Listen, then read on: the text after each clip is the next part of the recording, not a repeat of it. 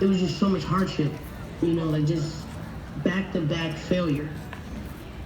So it's like now, like things can change. And I guess it's more or less me being able to communicate that to other Black folks, because it's easy to feel like this is it.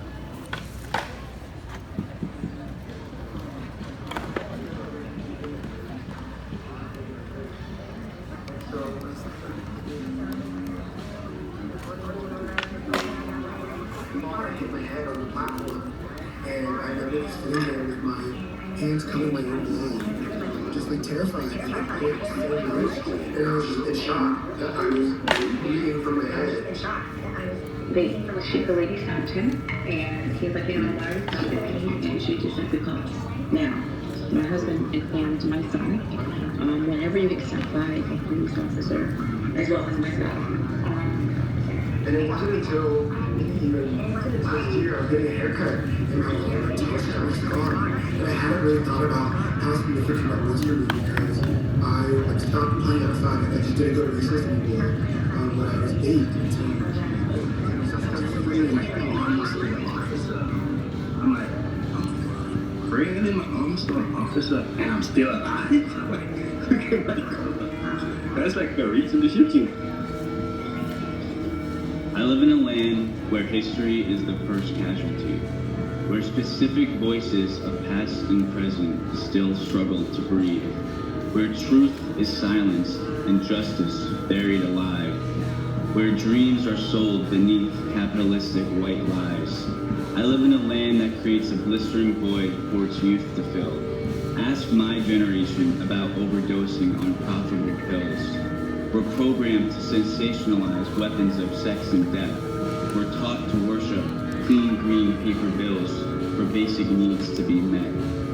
But the cheap thrills come at a cost, you see, in a land that laments the day away in utter defeat, in a land whose only company is an irregular heartbeat, in a land that pursues and sinking the corporate tax rate, but can't overcome the skewed race class hate it so masterfully exonerates, discharging derogatory slurs to somehow make itself again great, while maxing out credit cards on higher incarceration rates, instead of subsidizing those same boys and girls from the hood who can't afford books, and then dares call out at them, damn hoodlums, bums, degenerates, crooks.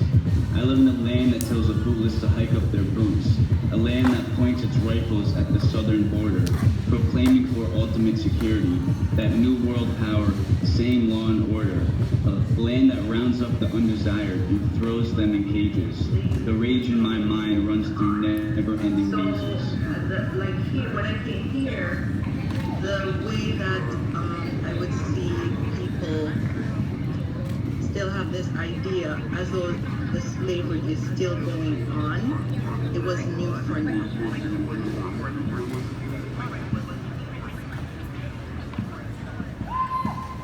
I can't change my color as much as someone can change the shape of their ears. These are things that we cannot change. There's only 2 things in life that are guaranteed, and that's death and taxes. Me changing my color is not going to happen. So hating me because I'm brown is dumb. So I want to see people get with themselves.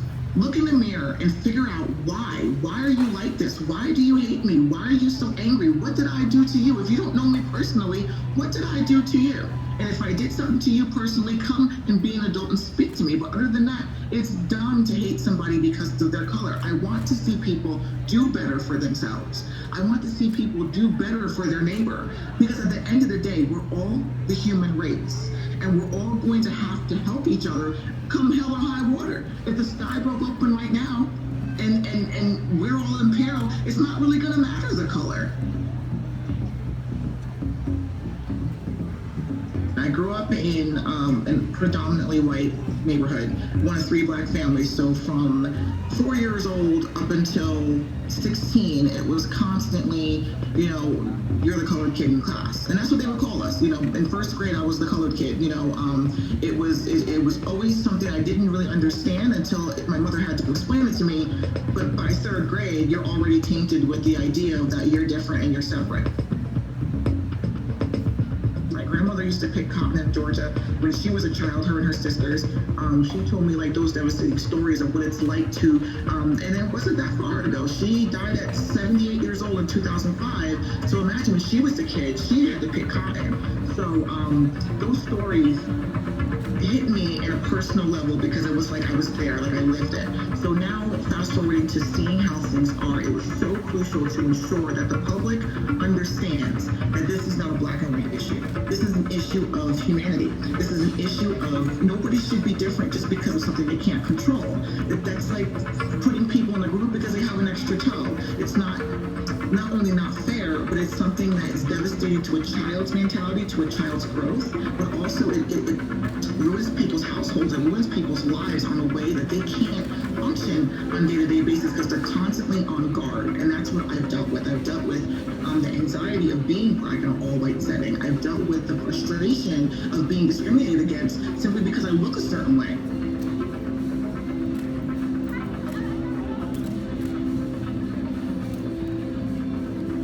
Where I used to live in Beacon, so I moved from the Bronx to Beacon, there was a part of the neighborhood that was, they called it, I guess, the old neighborhood, and then the new neighborhood.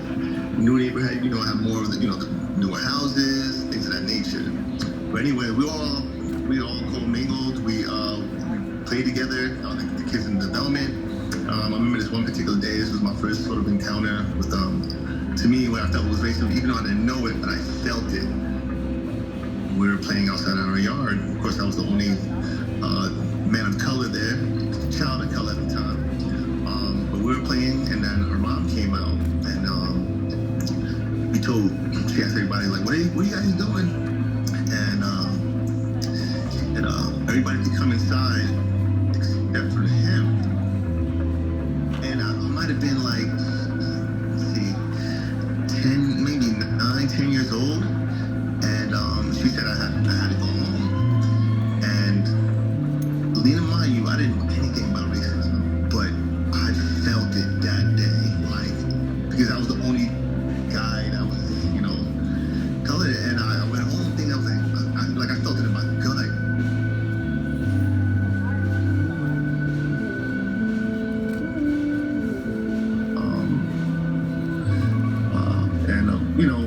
I think a lot of things are changing.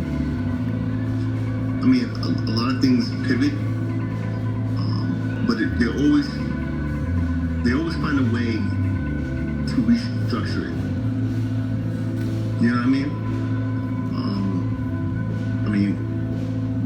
Look at slavery. Then they built the prisons to kind of like restructure that slave mentality. You know what I mean? And systems is broken. It's a real broken system. It's a real broken system. We're all hurt, right? Some way or another. And I harness that and I just spread joy. That's how I cope with it. That's how I cope with it. And nobody can take that away from you. You know what I mean? Source of the issue will not have not and don't know how to deal with their issue. They don't. And they're continuing to be for a segment of the population that aren't having it. The white supremacy is the cancer. That cancer exists in our society. It's being free. For people who don't want to see who are literally offended by saying Black Lives Matter. We're offended by this notion that people are facing a sort of equality. I think it reflects on the fact that there's just so many barriers to access. We were right in the middle of the COVID experience because most of the people who were getting ill and dying were people of color. And those were the essential workers. Doing all the essential work. They were the people who were delivering the mail, they were the folks who were working in grocery stores, and those were the ones who were going to work. How could it be that if the supposed superior who came to this country And then all of us minorities come back, and then we try to take over the ones who overpower us. It's gonna make them feel powerless. So we're not fighting just only about racism, we're fighting about power. Who has the right to say that we have to stay down? Why is it that our race is the only race that when we come together, it has to always end up in violence? And it's not usually our violence, it's violence that's put against us.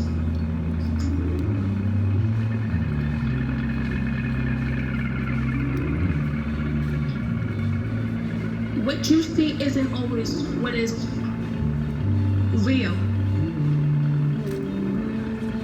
You can't take one image of what you've learned or what you think you've learned and think that's the end of the story. There's always another side to the story. There's always another way of living. You can't put everybody in a box and say, here you go.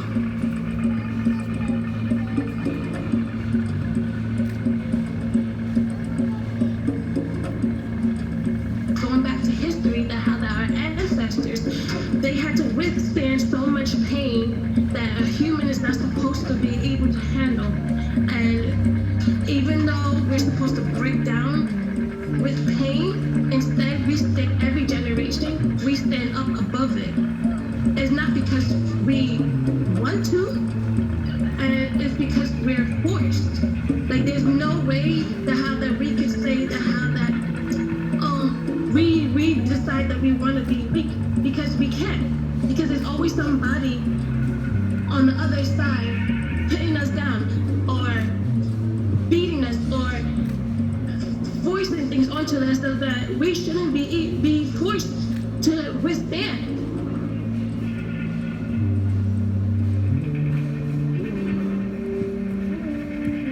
We're in this age where people want real change. And the thing about trying to get real change, you have to be able to understand there's a fight.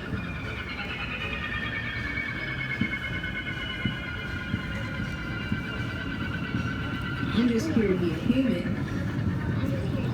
And from there, let's talk about some things respectfully as humans. Because we don't probably keep it. Everything we are going through is not this year has been an important moment, and I think the American people are recognizing the importance of our collective action.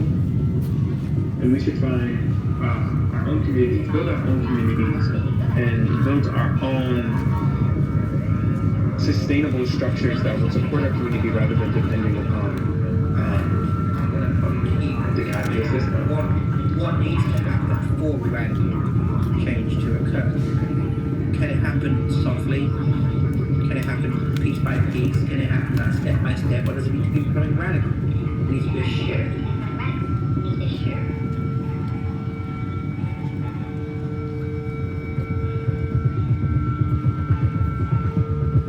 Everybody have something that they feel they need to stand on and stand for.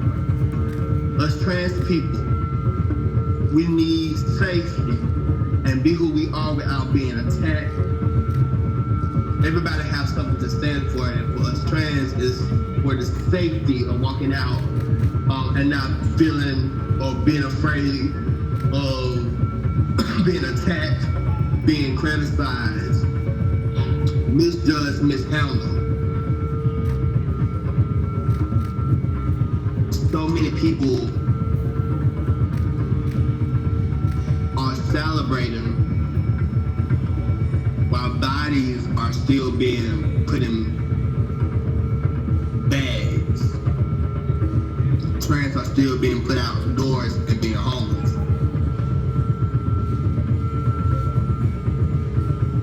Trans lives matter. Black lives matter. Big girls matter. Skinny girls matter. We all matter. We all matter. We all matter. The work that I'm doing is to bring unity. I'm not here to fight. I don't want to fight no more. I want to love. I want to live my best life. I'm going to stand for change, and I'm going to work it on my end. But there's something got to give. Something got to change. Something got to break in the USA. So, yeah, it's time to get to work, sis. It's time for us to do this work and just be successful in it.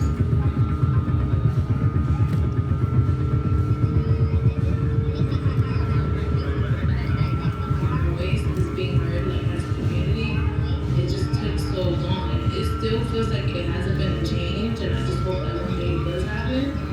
But you know, with my group of friends, like I found people where like I can really like, you know, express how I feel and not put them like this, like just disregard what I'm saying, you know.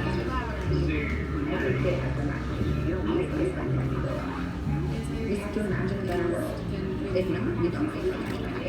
We have a lot of learning to do. We all have a lot of learning to do.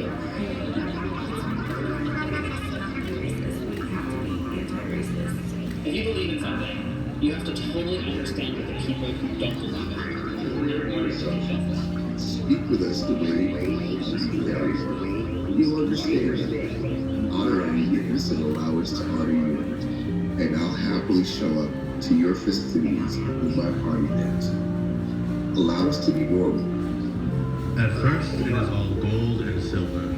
The bridge is gold at heaven's gates as we sail under to the island of angels, golden summer hills surrounding. The steel towers that we see from Ellis are silver in the sunlight, like the lining of the sea foam carrying us ashore, where it becomes clouds fluffing up and around from below, boasting of the nation from a divine pedestal. All silver and gold, majestic mountains and amber waves and emerald. She guides us into harbor with her raised torchlight, never slowed by the weight of broken shackles, and we are many. Our plights are many, our resolve is one. Liberty and opportunity they promised us until we came to collect. Now we see that there is no God to the colors here. That was only the sun in our eyes. The golden hills are browning, burning, and dead. The sea foam recoils from garbage shores. There is naught but the silver of foil blankets laid out for us in prison cells. The only promise fulfilled is an involuntary liberation from family and friends. No, there is no gold here anymore, but the blue, white, red. We had our revolution there too. The rednecks, the blue lives, the purest of whites, and the brown. Brown like the ground they sleep us in, black and brown like the caked mud from our spilt blood. We are the brown, and we are many. Our plights are many, but our resolve is one. The purest whites live luxurious lives on the spoils of our labor, and when the meager pay is still too much, they send that labor home. Home to the places we flee, home to the places they dragged us from, lured us from with their baubles and God. We have found no freedom here, chained to the guilt of the oppressor, waving our red, white, blue, but like the blue, white, red, we'll have our revolution here too. We are many, our plights are many, beware our single resolve. You know? I think the progress will come in when they like really hold these officers accountable, or hold these people accountable to the degree that they should be held accountable for taking someone's fucking life, badge or not. There's a system that we were born into. Granted, but there's also power in our actions. It takes a village to raise a child. We are the village. We should not hurt each other. We should make sure we're okay. Let's make community. Every day, let's break bread. Every day, because they hate to see it. Because they know this is what makes us powerful as people, coming together.